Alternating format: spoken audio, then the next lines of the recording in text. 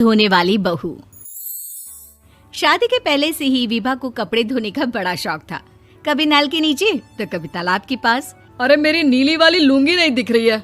विभा की अम्मा, कहाँ रखी है लुंगी? अरे वो तो विभा ने परसों ही धोकर रखी थी आपकी अलमारी में, देखो वहीं होगी। वो ना मैंने आज धो दी, मुझे लगा कि गंदी हो गई होगी। अरे कैसे गंदी हो गई थी? उसे तो मैंने पहना भी नहीं। हे भगवान, इस लड़की के कपड़े धोने की आदत से परेशान हो गया हूँ मैं। जितना तो घर में राशन नहीं आता, उससे कहीं ज्यादा डिटर्जेंट पाउडर का खर्चा है। इसकी शादी करवा दो, शादी जाए अपने घर में ही करे काम, फिर चाहे घर के कपड़े धोने हो या पूरे गांव के। हाँ ठीक बोल रही हो, देखता हूँ मैं कोई लड़का। वो दिन भी आ जाता है जब विभा को देखने लड़के वाले आ जाते हैं। लड़की मुझे अच्छी लगी। होने वाली सास कहती है, बेटी अगर कुछ पूछना है तो पूछ लो।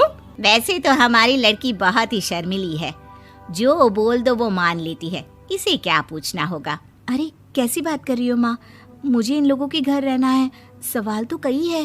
हाँ हाँ बेटा, पूछ लो ना, क्या पूछना है। आप लोगों के घर कपड़े कौन धोता है? सास का मुंह बन जाता है। देखो, अगर तुम ये कहना चाहती हो कि तुम्हें कपड़े धोने नहीं आते तो सुन लो, कपड़े मैं ही धोती हूँ, लेकिन तुम्हारे आ जाने के बाद मैं रुमाल तक नहीं धोऊंगी। अरे चुप रहना भाग्यवान, बहू बेचारी घर आई नहीं, उसे डराना शुरू कर दिया। वो क्या है ना बिटिया, अभी तक तो ये कल्लू की माँ ही धोती थी, लेकिन अब तुम्हारे पापा तो दहेज में वॉशिंग मशीन देंगे ही। तभी विभा की माँ बोल पड़ती है, सवाल भी पूछा तो क्या। वैसे भाई साहब, मशीन की तो फिर भी कपड़े धोने की कैपेसिटी होती है। मतलब जो बिटिया दे रहे हैं ना विभा, इसे कपड़े धोने का बहुत शौक है। ये आप लोगों के क्या, आस पड़ोस गांव मोहल्ले सबके कपड़े धो दे और उफ तक ना करे। बाहर देखा नहीं आपने कितने कपड़े सूख रहे हैं? सब हमारी बिटिया ने ही तो धोए हैं। बस भी करो ना माँ, शर्म आ रही इतनी तारीफ सुनकर। और तो और एक दाग निकाल कर दिखाओ तो मान जाऊं। हाँ अच्छा, माफ करना बेटा, मैंने गलत समझा। हमें तो रिश्ता बहुत पसंद है। और ऐसे जुड़ जाता है रिश्ता कपड़े धोने का शौक रखने वाली विभा का। उसकी शादी हो जाती है कोयला फैक्ट्री में काम करने वाले कल्लू के साथ। शादी के बाद अचानक विभा चिल्लाती हुई सास के पास आती है। सासू माँ, अरे सासू माँ कहाँ है आप? ये तो धोखा है, धोखा दिया आप लोगों ने मुझे। इसे ससुर के चक्कर के बारे में पता चल गया। अरे तो उसमें तुझे क्यों धोखा मिला है? अरे नल में पानी नहीं आता, कपड़े कैसे कब धुलेंगे? अच्छा, तू पानी नहीं आ रहा उसकी बात कर रही है। तो आपने क्या सोचा? कुछ नहीं।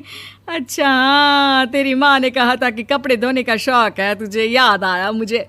शौक बोलकर कपड़े धोने वाले मेरे जुनून को कम ना आके सासू माँ, कपड़ा धोना मेरा गुरूर है।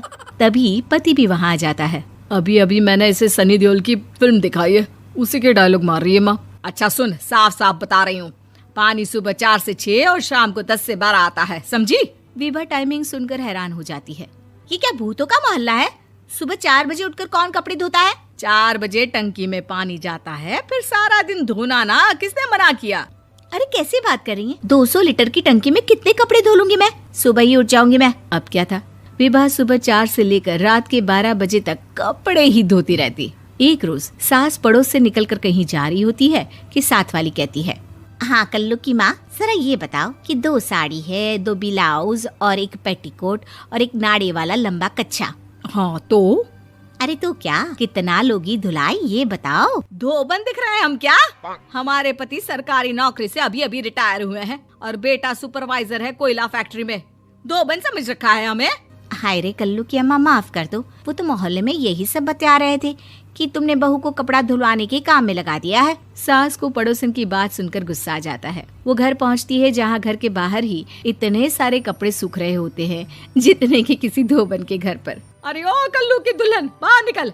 माँ जी यहीं आ जाओ, बाथरूम में चादर धो रहे हैं हम। अरे अभी हम धोते हैं, तुमको बाहर निकलो। ये आस पड़ोस वाले बोल रहे हैं कि हम बहू से कपड़े धुलवा कर उसे कपड़ा धोने वाली बना दिए हैं। अरे छोड़ो ना माँ जी, किन लोगों की बातों में आती हो? आस पास के लोगों का तो काम ही होता है कि वो किसी तरह सास बहू को लड़ा दे। बहू सारे घर के कपड़े धोती है, ये क्या कम है? बोलिए। सास को भी लग जाता है कि वो बहू का ये सनकीपन नहीं छुड़वा सकती, इससे अच्छा है कि खुद ही चुप हो जाए।